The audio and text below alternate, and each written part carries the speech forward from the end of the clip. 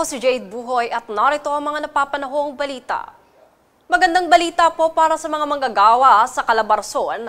Magmula nitong linggo, October 5, epektibo na ang pagtaas ng sahod ng mga minimum wage earners sa rehiyon.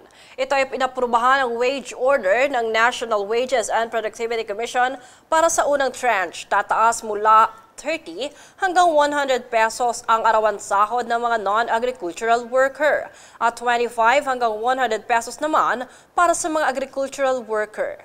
Habang 83 pesos kada araw naman ang itataas para sa mga retail at service workers. Samantala, epektibo naman ang muling dagdag sahod sa rehiyon para sa ikalawang tranche na epektibo sa April 1 sa susunod na taon. Patuloy naman ang serbisyong hatid ng Department of Social Welfare and Development o DSWD sa mga nasalanta ng 6.9 magnitude na lindol sa Cebu. Tunghayan ang ulat mula kay Rayabel Medina.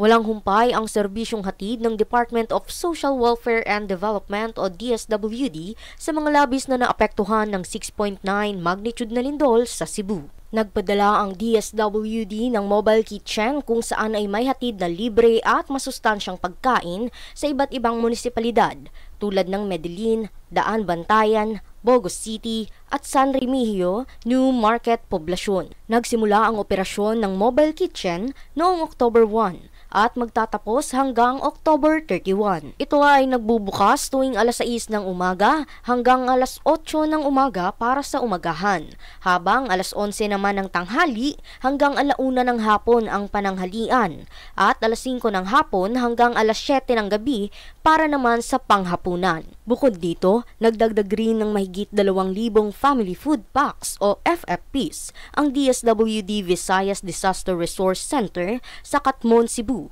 gayon din sa lugar ng Sugod at Madridejos. Dahil sa mabilisang aksyon ng DSWD, maraming natuwa ng netizens at nagpasalamat sa tulong ng departamento na siya namang ikanatuwa ni DSWD Secretary Rex Gatchalian, Angels in Red Vest at volunteers. Saad ni Gatchalian, nakakataba ng puso marinig ang mga pasasalamat ng taong bayan.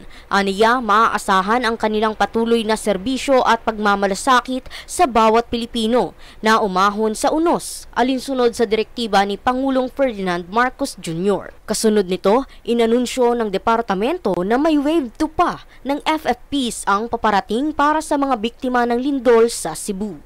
Batay naman sa datos ng DSWD, umabot na sa higit 500,000 FFPs ang naipamahagi sa iba't ibang panig ng lugar na naka-flash sa inyong screen.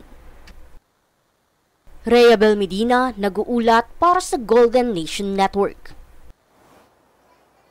Kamakailang nagsagawa ang Philippine Coast Guard o PCG ng pagpapalit ng oil spill boom sa apektadong bahagi ng Santo Tomas, La Union. Ito ay magtapos magkaroon ng bahagyang oil spill bunsod ng MTKR Bernadette, kung saan sinigurado ng PCG na mapanatili ang pag-alis ng langis sa karagatan upang maprotektahan ang kalikasan. Anila, ito ay sinagawa upang mapanatili ang kalikasan at kalinisan, maging ang pagpapababa ng banta ng polusyon sa mga komunidad malapit sa nasabing dagat. Kami ang boses ng pagbabago. Ako si Jade Buhoy at ito ang News Force. Sa ulo ng mga balita, PhilHealth pinalawak ang benepisyo ng orthopedic services para sa mga biktima ng lindol sa Cebu. Pagtaas ng minimum wage sa Calabarzon, epektibo na. Pagkatapyas ng pondo ng DMW at OWA sa 2026, ikinadismaya ni Senator Raffy Tulfo. Senator Lacson tuloy ang laban kontra korupsyon sa kabila ng planong pagbitiw bilang chair ng Blue Ribbon Committee.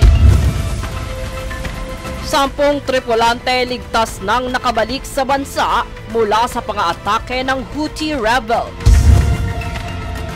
Alex Yala tuloy ang WTA Tour sa kabila ng early exit sa Suzhou Open.